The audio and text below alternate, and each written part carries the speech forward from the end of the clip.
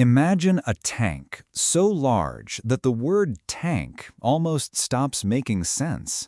A machine so heavy it would have crushed roads, bridges, and probably confidence itself.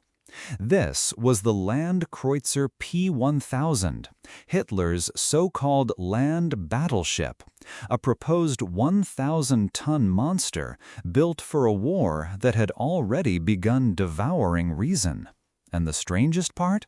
Someone in Nazi Germany looked at that idea and thought, yes, that sounds useful.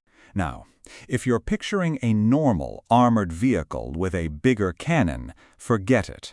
The Ratte was meant to be a rolling fortress, closer to a naval vessel than a tank.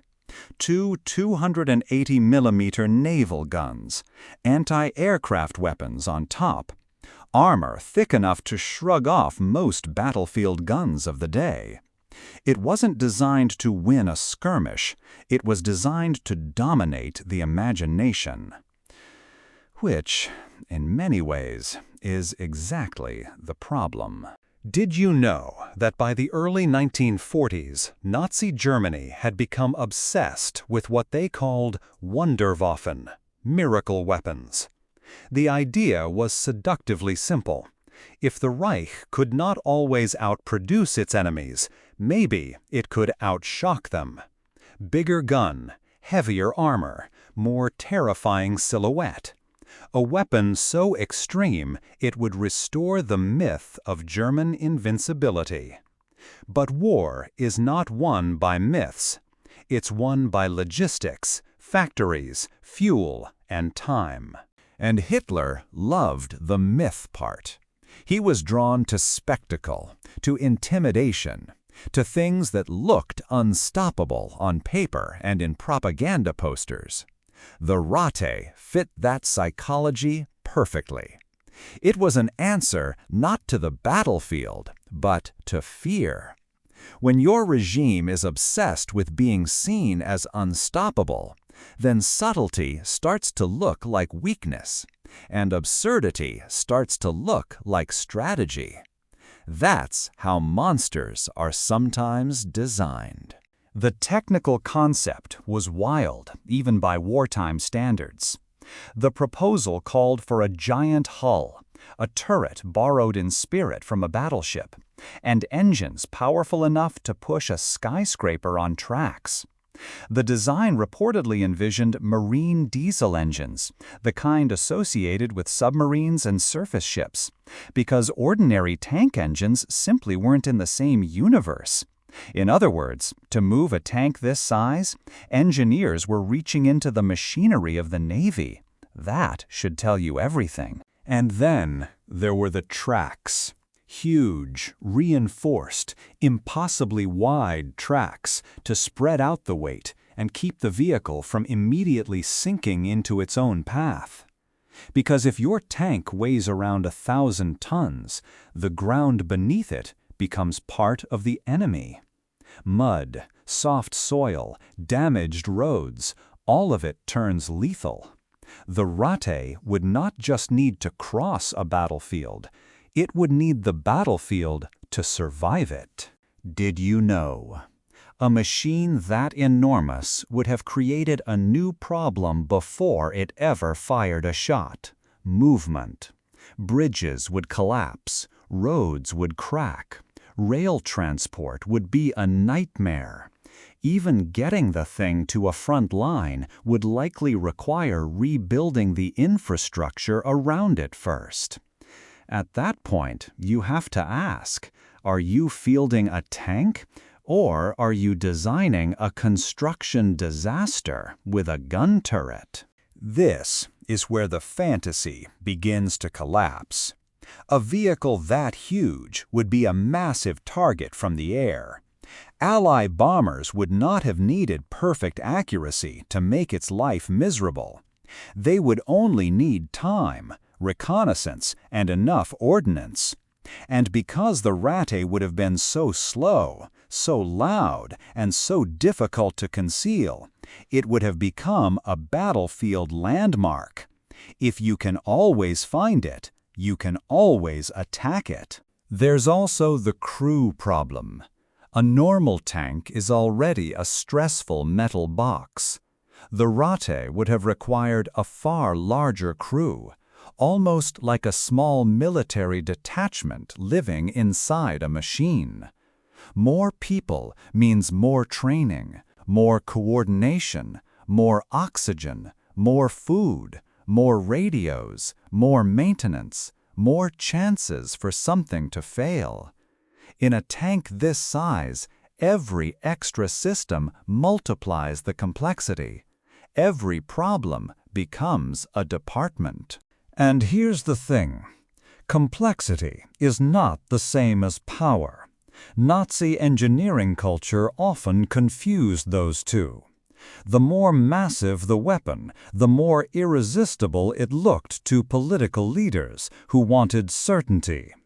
But real combat punishes overconfidence. A simpler tank that can be built in numbers, repaired in the field, and fueled reliably will usually beat a giant prototype that spends its life being theoretical. War is brutally practical like that. Did you know that Hitler's tank expert, Heinz Guderian, reportedly hated the concept? And for good reason. Guderian understood armored warfare as mobility, coordination, and mass deployment, not a single ornamental giant lumbering across a map. To him, the Ratte was a distraction, a vanity project, a machine that consumed attention while offering little real advantage.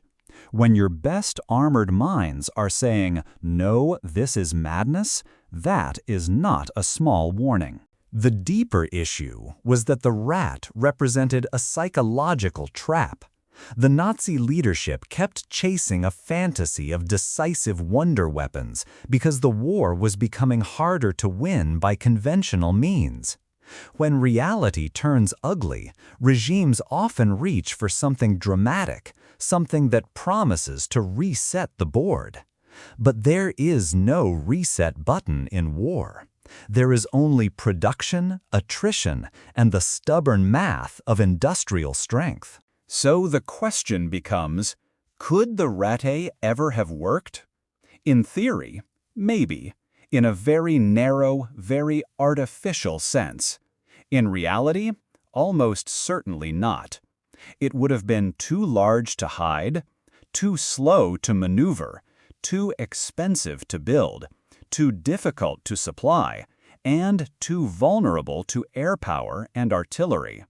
It might have terrified the people who saw it, but terror is not the same thing as effectiveness. Not even close. The cancellation, then, was less a dramatic defeat than a quiet surrender to reality. As the war dragged on and Germany's strategic situation worsened, projects like the Ratte became harder to justify. Resources were needed elsewhere. Steel, fuel, labor, engineering talent, all of it was finite, and the front was eating it alive. The giant tank belonged to a fantasy of victory, and the war was no longer in the mood for fantasies. Did you know? The Ratte never moved beyond the proposal stage. No operational version rolled out of a factory. No battlefield commander ever had to deploy it. And no Allied crew ever had to stare down a 1,000-ton land battleship in combat. In a strange way, the project failed before it had the chance to become a battlefield tragedy. History sometimes protects us from its own worst ideas by making them impossible first. And maybe that is the real lesson here. Bigger is not always better. In warfare, the obsession with size can become a weakness. More weight, more fuel, more maintenance, more visibility, more risk. The Ratte is what happens when ego tries to overrule engineering. It is an armored monument to the idea that intimidation can replace practicality. It can't. It never could. So when people talk about the most terrifying tank ever imagined, they're not just talking about armor or firepower. They're talking about the mindset behind it. The belief that if something is enormous enough, the world will have to yield. But battlefields don't respect ego. They punish it. And the Landkreuzer P.1000 Ratte? It was not a weapon built for victory. It was a warning sign with tracks. If this machine had ever been built, it might have become the most famous armored vehicle in history. Instead, it remains something even more haunting, a blueprint of Imperial delusion, a tank that was too big to exist and too revealing to ignore.